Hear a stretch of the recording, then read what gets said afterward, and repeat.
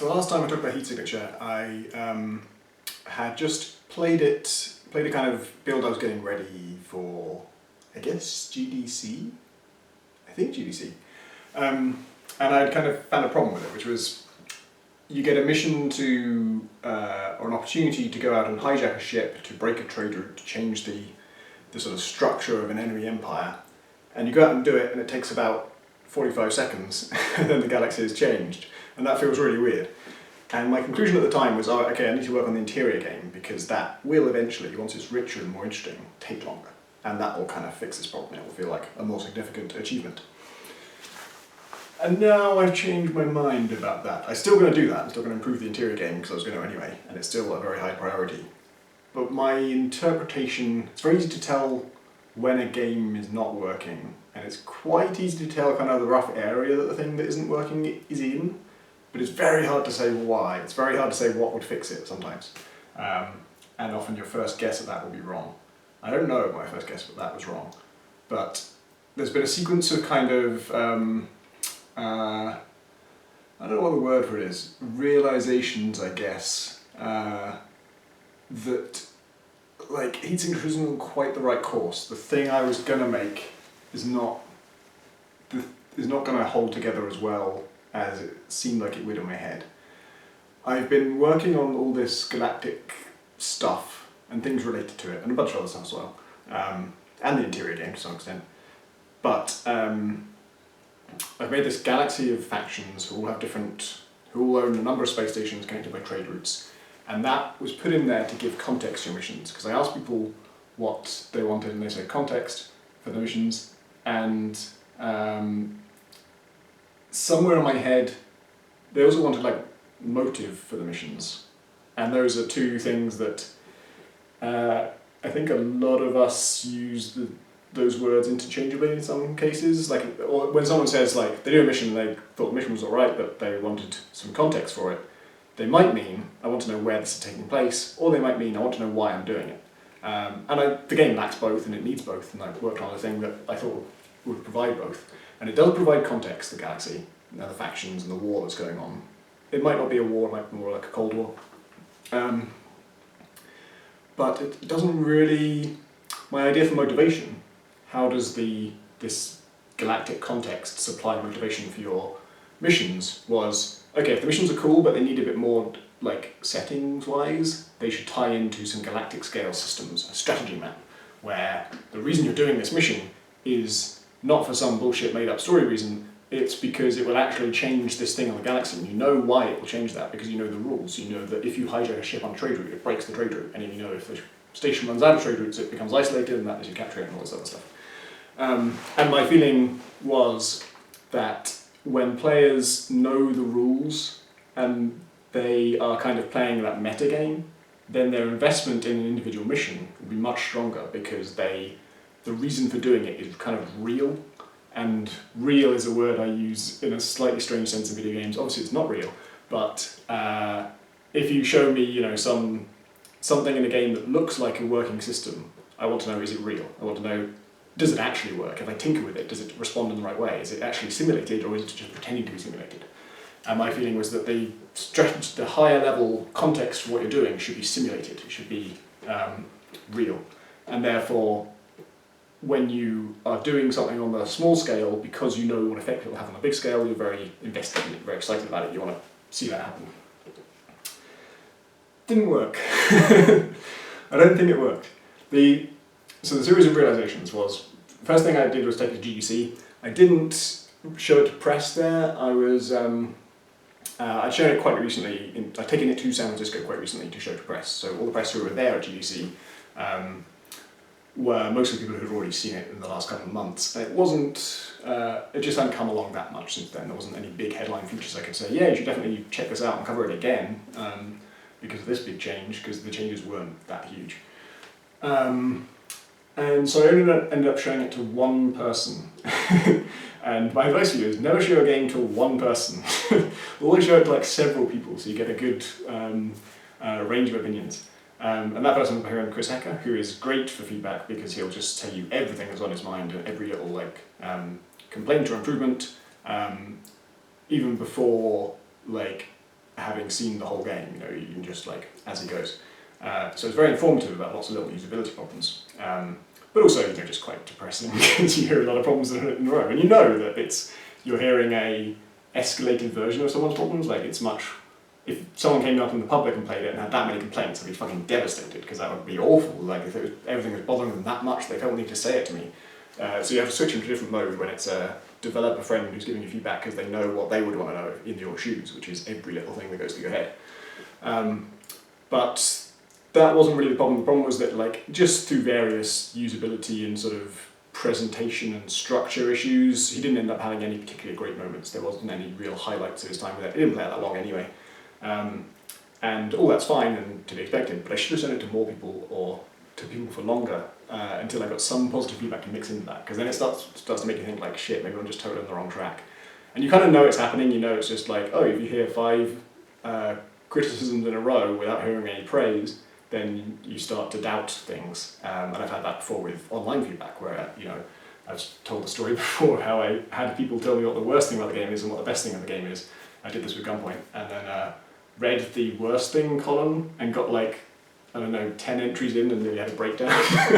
The brain can't take a lot of complaints without praise in between. So that wasn't really, that didn't lead me to any hard conclusions about what needed changing, but it just got me in a mood of like, maybe this thing needs rethinking, or more to the point, maybe I need a break from it. And I mentioned that offhand to somebody, and another developer friend, because it was GDC, everyone's a developer friend, and they said, oh yeah, of course, like if we could take a break, we'd take a break. And I can take breaks, I could. And so I think I am taking a break now. That's complicated a little bit because the story of realizations is not finished yet. After I came back from GDC, I wanted to get it, I was thinking, okay, maybe take a break, get some perspective, try and see this from a distance. And this is still tying back, by the way, to the problem I was talking about in the last video, which is like, oh, this relation between what you're doing on the small scale and what you're doing on the big scale feels weird. It feels weird that I just ran in, punched a few guys, and then suddenly the galaxy has changed. That feels strange. It doesn't, well, more to the point, it doesn't feel satisfying. It doesn't, this should be the payoff, this should be when, oh, now the missions really feel good because of the context, and the context wasn't adding much. And so I was thinking about taking a break, but I couldn't take a break just yet because I'd already booked Resd, which is a show in London, and I was, you know, GDC, I was just going around watching talks, meeting up with friends and hanging out. At Resd, I'm actually showing it to the public for 3 days, so I had to be ready for that and have the game in a really good state because it's going to be played by total strangers who have never played it before, coming at it fresh. It's really the nightmare test for usability. Nightmare test as in, it's a term for just the most strenuous test you can do. I don't mean it's actually a nightmare. It's quite enjoyable. But I had to be in a good state for that, and I had a whole series of really nasty crashes, and it just broke, worse and worse and worse. And then in the last couple of days I had to get it ready. I seemed to just manage to bolt them all together, and actually, like technically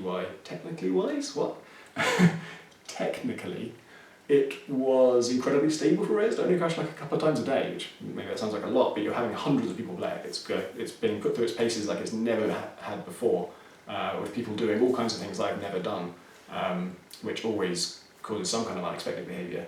But yeah, it's remarkably stable, so technically, great. Usability-wise, I learned loads in those 3 days. It was a I just redesigned the game on the spot because when you show it in person, and I have my laptop next to it so I can patch it as people are playing, and I could, you know, as soon as someone's finished, I could put on a new build for the next person to play and see the results of my tweaks. A bunch of like quick usability things, but then because that's such a great advantage to have people there and to be able to test your ideas right away, if you can make it in a day, or in less than a day, then you can test it that day and find out whether it works with the end user, which is usually the lag between designing something and finding out what people think of it is very long for various practical and logistics reasons. So, when I wasn't afraid to make big changes, basically. This is a build that I've made just for the show. I could mess with it in any way I like, and I could revert any of those changes without too much hassle. So one of the things I noticed was that people would start the game and pick a character and spawn. If you pick a character who works for the Shiga faction, you start in Shiga territory. And if you start in Shiga territory, there's no missions to do there because it's Shiga territory, all the ships are friendly. Missions take place aboard enemy ships. And just as the way it works right now, like enemy ships don't really invade your territory. They could do, but I don't have any sort of really strong ideas for that. So you have to go and fly out of your territory to enemy territory. That is my timing warning. This is 10 minutes. It's going to have to go longer than 10 minutes because I'm right in the middle of the thought. So it's friendly territory is just this dead area, and it's worse than that. It's not just empty, but it has ships in it, but they're friendly, so you can't board them. The reason you can't board them is because if I let you board them, then I have to do some kind of crime system for what happens if you fight your own people, and you shouldn't be fighting your own people anyway. And that's not. I don't like to lock off options for no reason, but I think there's a good reason to not let you board your own faction ships. It just leads you down a path of bizarreness. If you want to fight that faction, you just play as someone else who's fighting that faction. And that's just not what the game's about. It's not about crime. It's about actually doing missions against people who you have some reason to be fighting. So, Friendly Territory was such a disaster, it caused so many usability problems, that rather than fix the usability problems, I just removed Friendly Territory. I just made it so that the player always plays as this, the fifth faction, and the fifth faction has no territory, it just has one station, no trade routes, no ships, nothing. You just have one station, and everything else is the other empires. And so everyone's the enemy, and you can't go anywhere without finding some missions, because there's enemy territory everywhere. And that worked way better. Everyone got on with it way better. So I think certainly for like the start of the game, that's how it needs to, not necessarily how it needs to be, but that seems like a much more promising route. And a funny thing happened when I did that. We'd also done a little subtle thing about back when we were going to have friendly territory, it was very important to show on the map that it was friendly territory. And so there are lots of technical reasons it's tricky, but we were trying things like just tinting the trade routes a little bit blue. Green looked awful, but blue is quite a nice kind of spacey colour. So instead of white lines connecting the stations, you had blue lines, and that gave it kind of a nice kind of glow. The colour in the variable names for colours is called something like reassuringly friendly blue or something. It looks nice. Anyway, once I reduced it down to just one station, I also had that station just make it just glow blue instead of glowing white. And it also has a little label that just says home in green letters on a black panel. And when you zoom out and you see these huge constellations of territory, stations linked by trade routes, and all these 4 different empires with all these kind of enigmatic names, and then you just see one little dot completely isolated on the side that says home. There's something really romantic about that. It's something really kind of exciting, and just oh yeah, I want to be this person who lives there, on the outskirts of everything and excluded from everyone. And so that started to become a more interesting fiction. And the conclusion I came to after all of this, I also, while I was at Res, kind of hung out with a lot of developer friends and talked about the issues I was having and kind of what challenges I was trying to solve. I came to the conclusion that conquering territory is not a good long-term goal. It's not sufficient anyway. You break one trade route and you capture one, you break 4 trade routes and you capture one station. All of that ties together all right, but then you do that and you look at the map and you think, fucking hell, I've got to do that just 168 times? Do I want to? It doesn't provide structure. It doesn't provide a good structure. It's not a compulsive one where you want to keep progressing. Except in the most rudimentary, except in the same way that collecting all the pigeons in GTA is a structure. Alright, yeah, some people like that, but for most of us that's not a sufficient driving force for the entire game. And yeah, just helping a faction take over territory in particular is super dull. It would be great if you were super invested in that faction, and I don't know how you do that exactly, but if you really cared about one faction, then making their territory bigger, even then it's kind of but they already have some territory, why aren't they just happy with that territory they've got? Why are they all expansionist assholes? I think it's just a dead end for motivation. I don't think it makes any sense as a motive. It's not exciting. So, after much discussion, I'm still not at the end of this thought process, this is still ongoing. But the direction everything is pointing me in. I sent, after Res, I also sent out this build. My break still hasn't started, by the way. Or this weekend is maybe the first bit of the break I've actually had, because after Res, I then realised, well, I've got this build that's in great shape. I keep saying I'm going to do an online test, and I haven't done one. So this is a perfect time, it's already ready, just send it out. But it needed a few tweaks and a few things, and then I broke it, and then I fixed it, and then the way I fixed it broke it again. and it's been a huge amount of work to get the online test working, and then when I did that, the testers found more crashes, of course, and quite serious ones that I didn't know about before, and I've been fixing those, and I've only just finished that. So throughout all of this, I've also sent it to more developer friends, loads of developer friends. So many developer friends have played this now, because why not? I've got a load of incredibly smart people who, not only my friends, but a lot of them specifically ask me, hey, I want to play your game, like, let me give you feedback and stuff. So awesome. And that discussion has kind of been steering me towards the idea of, I mentioned to everyone that like each character you play might have a personal goal in addition to the obvious like overarching goal of expanding your faction territory. And loads of them all said, oh, that sounds great, like I'd like that to be the main game, and then the faction stuff can be in the background. And that just keeps coming through again and again in my own thought processes, looking at old ideas that I like and old ideas I don't like. The things that keep coming back as like strong and compelling for me and to other people are more personal things. Like each person you play has their own little story going on, and you play through that in some sense. And it's going to be, I'm still talking about generated characters here, so I'm not talking about pre-written stories. There may be pre-written stories in the game, but they'll be separate from this. Most of I need you to be able to play basically forever. So when I'm talking about the content of the game, it's also going to be generated stuff as the baseline.